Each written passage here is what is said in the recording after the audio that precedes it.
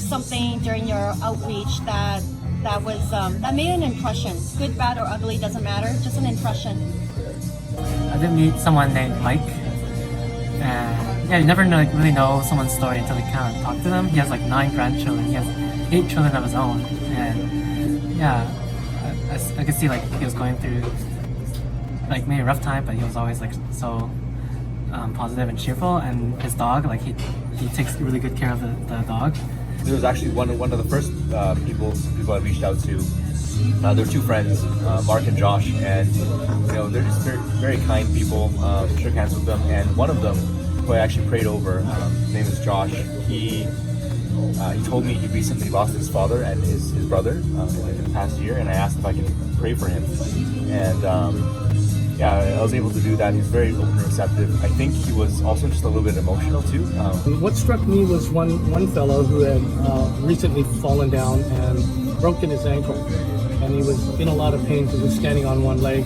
And I asked him if it would be okay for me to pray for him, and I think he was struck by that someone would stop and want to pray for him. To be able to, go out on the street and meet these people who are not as privileged as we are, unfortunately, and to be able to see them in need and to be able to give them something that would help them, even if it was in a small way.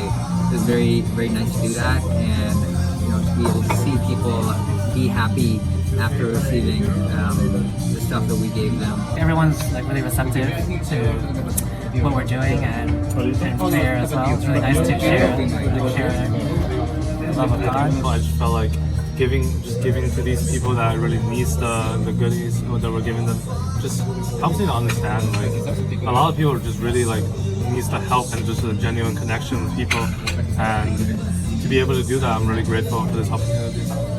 And I told him that I'd been injured before and people had prayed for me and I was healed, and that there's promises from God for healing. So I asked him if it'd be okay, and he said yeah, and he was very eager because he was in a lot of pain. So I prayed for him, and it was a sincere prayer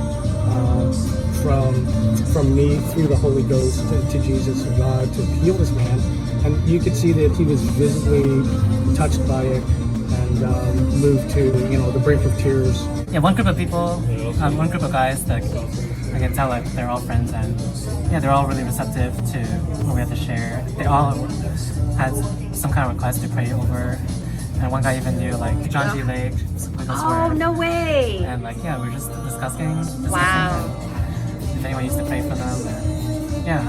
I was also a little surprised because I didn't think this would be an issue in a first world country, because I come from a third world country. But people need goodness everywhere is what I understood, and I'm very thankful to be able to come up with you people who are supporting a cause like this. It's very nice. I feel like my words really touched him, and yeah, maybe it had been a while since anyone like talked to him sincerely like that, and it's just good to be able to share the light of God and bring that into his life. It's a very touching moment. Awesome. Thank you for sharing that. You're welcome. When we said our goodbyes, you could just see that he really realized that there's people out there that haven't forgotten him. And I think that's part of our job, because God hasn't forgotten us. Sometimes when we think that we're alone and lost, and God is always there, we just need to ask for his help. And through us, this man was able to feel God back in his life, and hopefully it moves him to action at some point. Awesome. Thank you for sharing.